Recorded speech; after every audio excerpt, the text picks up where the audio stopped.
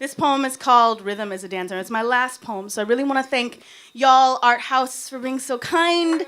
I want to thank Christine for being so lovely and supportive. And thank you so much. So Rhythm is a Dancer. 1. What does a 5-year-old say to her white father when he snarls, "Look at those stupid monkeys dance on that TV set"? All I remember looping was Queen Latifah's laugh, trying to smudge out discomfort I was too young to name, to politicize, to rally a cry, to spit back. I could hardly even move. 2. Growing up, though, as a teenager, I do remember the Royal, pronounced like Roy and Al for big gay pyrotechnics. Thursday nights while younger queers teamed into Logan Square armed with a body lust that could squeeze out teenage awkwardity in just one dance. Being in 1998 and under 21 for $5, we could outwit our muscles, we could discover them. Boys with eyeshadow glitz to match their graphs on avenue walls, the pants or shirt you were forbidden to wear at home due to whatever that checkbox said on your birth certificate. Our mamas probably would have slit their wallets if they only knew where their work hours went. See, we held hands. We kissed hard, dancing cheek to cheek with girls we told our families were our best friends. Which means, by my calculation, that means a new best friend every 5 or 6 months.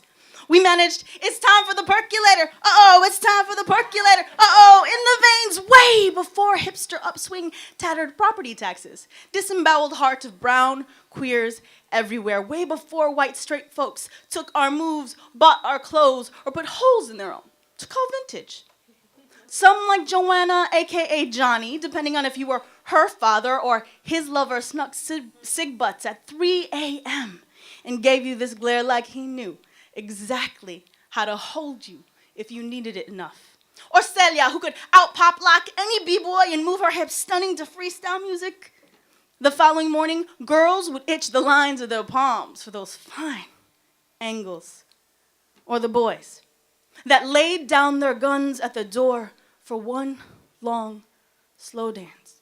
Or the kids that assembled rum and sugary juices to forget whatever they were and weren't coming home to.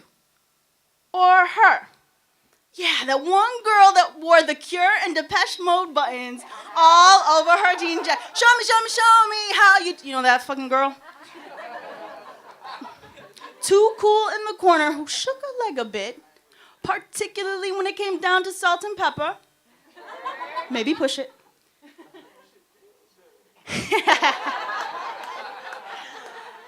Too cool. But you know what? Maybe when it came down to salt and pepper, she even smirked a little.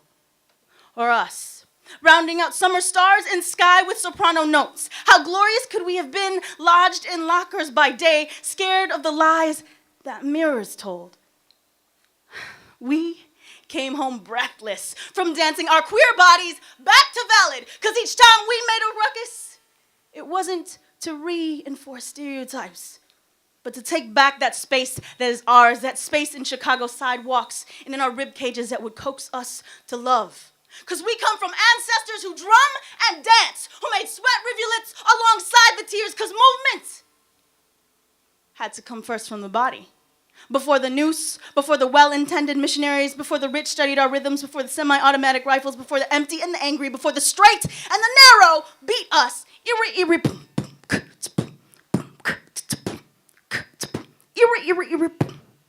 We found beats. Now, girl, when I ask you, what was the last jam you danced to? I mean, really danced to. Sometimes I want to hear your song. And sometimes I want to tell you, all right, that shit's okay. But in all ways, I want us to celebrate our movements. Thank you so much, Art House. I have, my partner is poking me in the head. My website is kbarrett.net. This is how I eat. And as well, I have chat books and merch and an EP coming out. So please see this person up front who's waving the arm. Thank you so much and blessings. Keep warm.